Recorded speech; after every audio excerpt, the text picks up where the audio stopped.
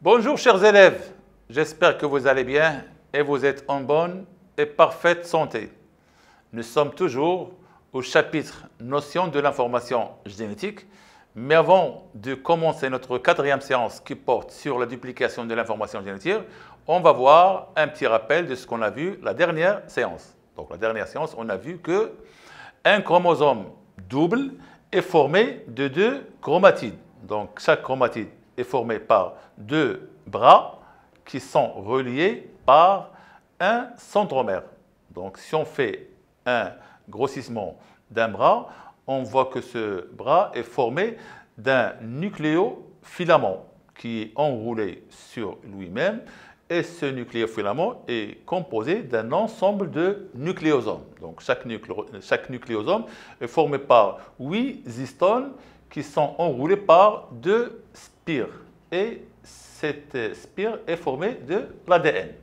Donc cet ADN qui est sous forme de double brin torsadé, chaque brin est formé d'un ensemble de nucléotides qui sont répétitifs avec la liaison des bases azotées adénine avec T de liaison et G avec C, 3 liaisons.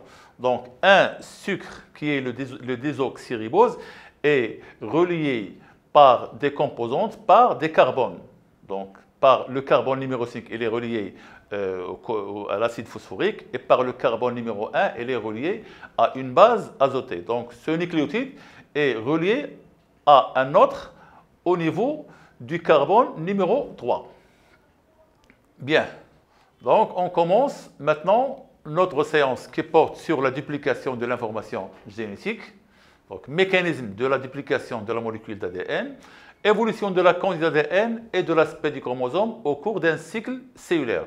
Donc, pour mieux comprendre le mécanisme de la conservation de l'information génétique d'une génération à une autre, on propose d'étudier l'évolution de la quantité d'ADN, qui est matérialisée par la figure 1, et l'aspect des chromosomes, qui est matérialisé par la figure 2, dans une cellule diploïde pendant un cycle cellulaire.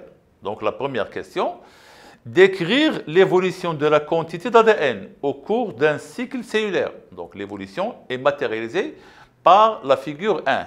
Et nous avons une deuxième question, c'est établir le lien entre les aspects du chromosome de la figure 2 et les phases du cycle cellulaire. Donc on doit faire une liaison avec ce qu'on a ici dans la figure 2 avec les phases de la figure 1.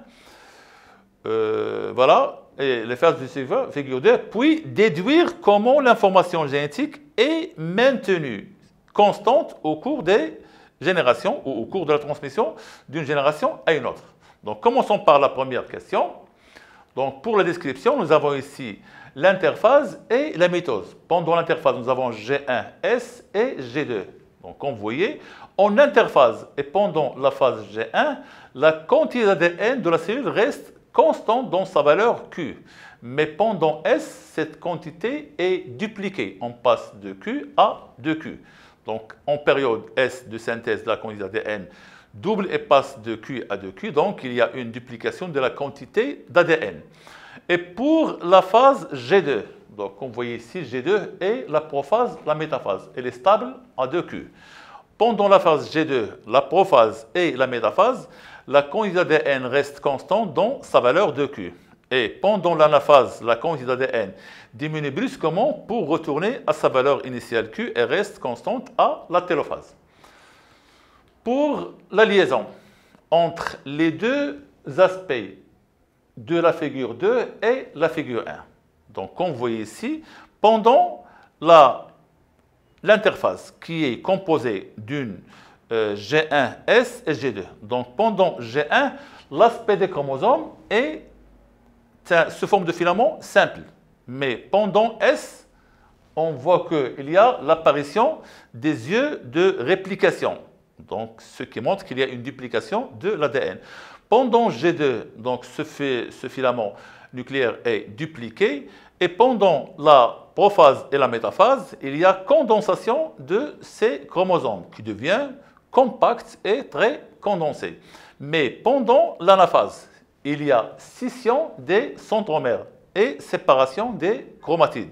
Et pendant la télophase, ce chromosome simple devient déroulé, ce qui nous donne un filament nucléaire déroulé qui prend la forme de G1 initialement. Donc la déduction, c'est que la transmission et la conservation du programme génétique, c'est-à-dire l'information génétique ou l'ADN, au cours des générations successives, est assurée par deux phénomènes qui sont une duplication du matériel chromosomique, c'est-à-dire génétique ou ADN, en interphase, et plus précisément en période S, et un partage égal de ce matériel en anaphase de la mitose, d'où on parle d'une reproduction conforme des cellules. Passons maintenant au mécanisme de la duplication de l'ADN. Donc, les hypothèses du mode de réplication ou déplication, lorsqu'on parle de réplication, c'est le mécanisme. Lorsqu'on parle de duplication, c'est le résultat. Donc, les modèles de réplication de l'ADN sont en trois.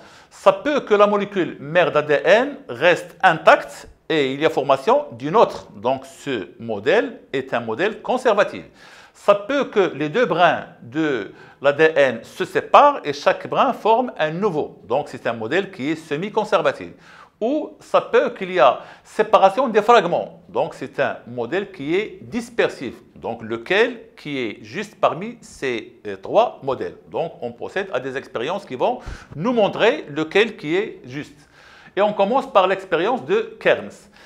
Les bactéries possèdent un seul chromosome, donc c'est une molécule d'ADN qui est circulaire. En 1963, Kearns cultive des bactéries en présence d'un précurseur de l'ADN radioactif, la T radioactive, thymine, pendant une seule réplication, c'est-à-dire pendant un seul cycle. La figure 1 ci-dessous montre la localisation de la radioactivité sur les chromosomes bactériens. Donc en T1, la radioactivité apparaît sous forme de parenthèse. En T2, cette parenthèse devient plus importante. En T3, il y a apparition de deux structures circulaires qui sont attachées et en T4, les deux structures sont séparées. Donc la question, c'est proposer une explication de ces résultats. Comme vous voyez, on sait que le chromosome bactérien est sous forme de les formes circulaires, c'est-à-dire que le chromosome bactérien il est circulaire, original, il est formé de deux brins d'ADN. Au début, ils sont non radioactifs. Donc là, le brin non radioactif est matérialisé par cette couleur et le brin radioactif est matérialisé par cette autre couleur. Donc pendant le T1, qu'est-ce qu'on voit? On voit que ce chromosome qui est formé de deux brins, il y a écartement de les deux brins originaux et formation de nouveaux brins qui sont radioactifs, ce qui donne cet aspect. Donc l'apparition des yeux de réplication et formation de nouveaux brins donne cet aspect qu'on a vu en T1. Donc au T2, il y a élongation de cette ouverture. Donc, ce qui nous donne des yeux de réplication de grande taille et par la suite la formation de nouveaux brins qui ressemblent à cet aspect. Et pendant le T3, nous avons séparation des deux brins matrices originaux et formation d'un nouveau brin devant chacun des deux brins originaux.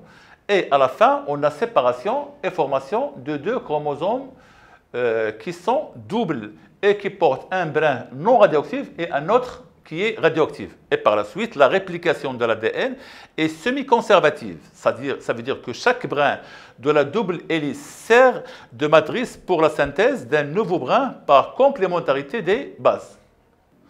Maintenant, on passe à une deuxième expérience qui est l'expérience de Meselsen et Stahl. Le principe et les résultats de cette expérience sont les suivants. Donc, des bactéries sont cultivées pendant plusieurs cycles dans un milieu avec un azote lourd, qui est le N15, puis transférées dans un milieu contenant de l'azote légère, c'est-à-dire le N14. Durant la culture, on prélève des échantillons dont on extrait l'ADN que l'on caractérise par centrifugation pour obtenir une densité optique donnée. Donc, on part des témoins. Donc, lorsqu'on cultive des bactéries dans un milieu qui contient l'azote normal, le N14, et on cultive d'autres bactéries dans un milieu avec le N15, c'est-à-dire le premier dans un milieu qui présente l'azote normal, deuxième dans un milieu qui présente l'azote qui est lourd, c'est-à-dire radioactif.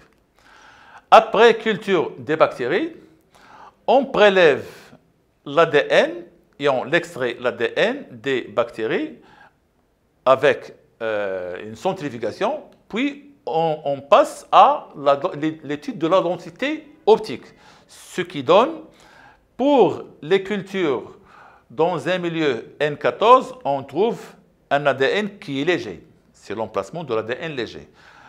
Pour les bactéries qui sont cultivées dans un milieu radioactif, N14, on obtient un ADN qui est lourd.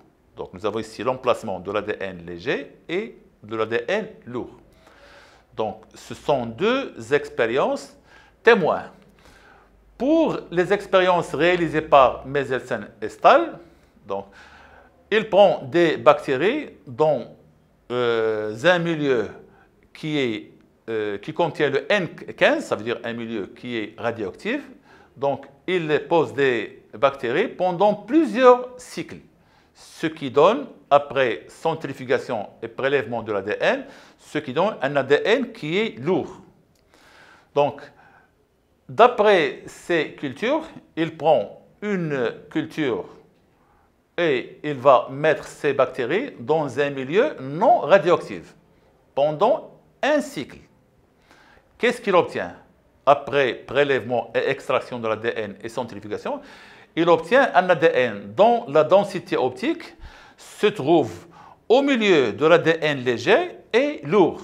Donc, il le nomme un ADN qui est hybride ou intermédiaire, car la densité optique se trouve au milieu de l'ADN léger et lourd. Puis, il prend d'autres bactéries pour deux cycles, c'est-à-dire un cycle dans un milieu radioactif et les autres cycles, le premier dans un milieu non radioactif et le deuxième dans un milieu aussi non radioactif. Les résultats de l'ADN après purification, extraction et centrifugation, il obtient les résultats suivants. Donc 50% d'ADN léger et 50% d'ADN intermédiaire, hybride. Puis, le cas du troisième cycle, toujours dans un milieu qui est non radioactif. Après prélèvement et extraction de l'ADN et centrifugation, il obtient les résultats suivants. Donc 75% d'ADN qui est léger et 25% d'ADN qui est intermédiaire. La question c'est expliquer ces résultats.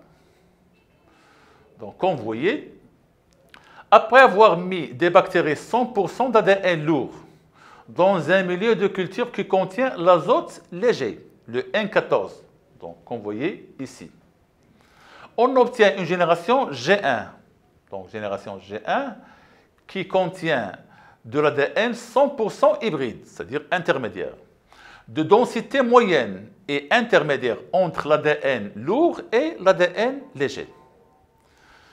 Pour la deuxième génération, donc deuxième génération, après le deuxième cycle, on obtient 50% d'ADN hybride, c'est-à-dire intermédiaire, et 50% d'ADN léger. Mais après le troisième cycle, on obtient 25% d'ADN hybride et 75% d'ADN léger. Donc ces résultats, ils sont concordants aux résultats de Kermes. Ça veut dire que la réplication de l'ADN est semi-conservative.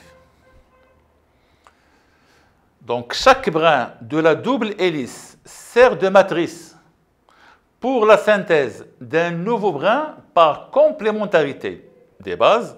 Ainsi, les deux chromatides de chaque chromosome dupliqué sont formés d'un brin matrice, c'est-à-dire un brin ancien, et d'un nouveau brin ou un brin néoformé. Passons maintenant à l'explication de résultats de Michelson et Stahl pendant le premier cycle. Donc le point de départ, c'est une molécule d'ADN à double brin. Donc elle est radioactive. Cette molécule, lors de sa duplication, dans un milieu non radioactif. Donc les deux brins vont se séparer. Les deux brins se séparent et chaque brin matrice sert de modèle pour la formation d'un nouveau brin. Donc les nouveaux brins sont de couleur noire car le milieu est non radioactif. Et par la suite, on obtient des molécules hybrides, c'est-à-dire dont la densité optique est intermédiaire entre l'ADN léger et l'ADN lourd. Donc 100% d'ADN hybride. Pendant le deuxième cycle, toujours dans un milieu qui est non radioactif, il y a séparation des deux brins matrices. Donc, séparation des deux brins, les voilà, ils sont séparés, et formation de nouveaux brins. Puisque le milieu est non radioactif, donc les brins qui vont être formés sont de couleur ici en noir. Donc, comme vous voyez ici, nous avons ici 4 molécules d'ADN. 2 qui présentent l'ADN non radioactif et 2 qui sont hybrides. Et par la suite, nous avons 50% d'ADN hybride et 50% d'ADN léger. Donc l'ADN léger, 50%, 2 sur 4, et 50% d'ADN hybride, 2 sur 4. Pendant le troisième cycle, donc le même mécanisme, séparation des deux brins de chacune de ces 4 molécules, donc vous avez ici la séparation, et la formation de nouveaux brins, toujours puisque le milieu est non radioactif, donc ce qui est formé est de nature non radioactive, donc de couleur noire. Et par la suite, on obtient 8 molécules d'ADN, 2 qui sont hybrides et 6 qui sont légers. Et par la suite, nous avons 25 d'ADN hybrides, donc 2 sur 8, et 75, 6 sur 8. Bien, passons maintenant à une autre expérience de Taylor. En 1957, Taylor réalise des cultures de jeunes racines sur un milieu contenant de la thymine radioactive pendant l'interphase. Les racines sont alors lavées puis placées dans un milieu contenant de la thymine non radioactive. Et enfin traitées à la colchicine, c'est une substance qui bloque les mitoses en métaphase. Après 3 cycles cellulaires, dans chaque cas, on réalise une autoradiographie où la thymine radioactive est localisée ici en rouge. Donc on obtient les résultats suivants. Nous avons ici une plantule de fèves cultivée sur un milieu contenant la thymidine radioactive pendant une génération. On obtient des chromosomes bichromatidiens qui présentent la radioactivité dans les 2 chromatides. Si la même plantule qui a passé une génération dans un milieu radioactif, on la met dans un autre milieu qui est non radioactif pour un autre cycle. Donc la même plantule de fèves cultivées sur milieu non radioactif pendant une autre génération donne des chromosomes qui sont bichromatidiens, mais dont la radioactivité se localise au niveau de la moitié, c'est-à-dire dans une chromatide, l'autre est non radioactive. Et pendant le cycle suivant, toujours dans un milieu non radioactif, on obtient des chromosomes bichromatidiens qui ne portent aucune radioactivité et d'autres qui présentent la radioactivité dans une chromatide. Donc la question c'est expliquer par les chromosomes la transmission de la radioactivité au cours des générations étudiées. Bien. Donc nous avons pour l'explication le point de départ, un chromosome simple. Donc puisque ce chromosome est simple, il est non radioactif. Il porte 2 brins non radioactifs. Cette cellule qui porte ces chromosomes simples non radioactifs doit passer un cycle dans un milieu radioactif. Donc ce chromosome devient dupliqué. Donc il est dupliqué. On obtient ici 2 chromatides. Les 2 brins d'ADN originaux vont se séparer, donc de couleur noire. Mais les néoformés, puisque le milieu est radioactif, le néoformé doit porter la radioactivité. Donc les 2 brins qui vont être formés sont radioactifs. Ils portent ici la couleur rouge. Et par la suite, le chromosome tout entier présente la radioactivité. Pour une deuxième génération, donc lorsqu'il y a scission du centromère, chaque chromatide va se dupliquer pour donner un chromosome. Et chaque chromatide contient un brin radioactif, un autre non radioactif. Donc la séparation radioactive-non radioactive, ce qui va être formé est non radioactif, et par la suite, on trouve une chromatide qui porte la radioactivité et une deuxième qui ne porte pas de radioactivité. Pour la troisième génération, donc nous avons ici scission des centromères et on obtient deux chromatides qui sont différentes. Cette chromatide, une fois il va subir la duplication, donne cette structure. Donc on aura séparation des deux chromatides, donc un brin radioactif, l'autre non radioactif, et l'autre chromatide porte les deux brins non radioactifs. La duplication dans un milieu qui est non radioactif, il nous donne cet résultat. Ici, un chromosome dans une chromatide radioactive et l'autre chromosome, les deux chromatides non radioactives. Donc, que ce soit l'expérience de Kearns ou l'expérience de Taylor ou l'expérience de Meselsen et Stahl, toutes ces expériences prouvent que la duplication conservative est rejetée. La duplication dispersive, elle, c'est rejetée. Et ce qui est retenu, c'est la duplication semi-conservative. Donc la figure suivante présente un schéma simplifié, explicatif de la réplication semi-conservative. Donc l'ADN mère, donc ouverture des deux brins, et à l'aide de l'ADN polymérase, il y a formation de deux brins néoformés devant chaque brin matrice, ce qui donne deux molécules d'ADN qui vont former les deux chromatides qui forment le chromosome double. Et par la suite, l'information est dupliquée en deux exemplaires qui sont identiques. Maintenant, on passe au modèle de la réplication de l'ADN, c'est-à-dire la biosynthèse de l'ADN. Nous avons ici une molécule d'ADN double brin. Donc, pendant la réplication, il y a intervention d'un ensemble d'enzymes qui sont l'hélicase. C'est la première qui intervient et qui va casser les liaisons qui relient les bases azotées, ce qui va produire un écartement des deux brins originaux.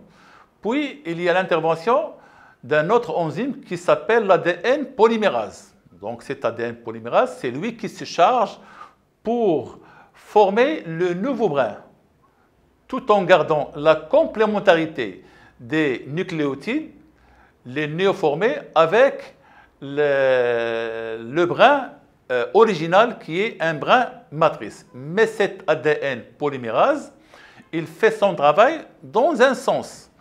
Le sens est 3' vers 5' pour le brin original, matrice, ou 5' vers 3' pour le brin néoformé. Donc, dans ce cas, ce brin est formé d'une manière continue, mais l'autre brin est formé d'une manière discontinue. D'où la nécessité d'un troisième type d'enzyme qui s'appelle l'héligase, qui va se charger pour relier les brins qui sont discontinus, qui s'appellent les brins d'Okazaki.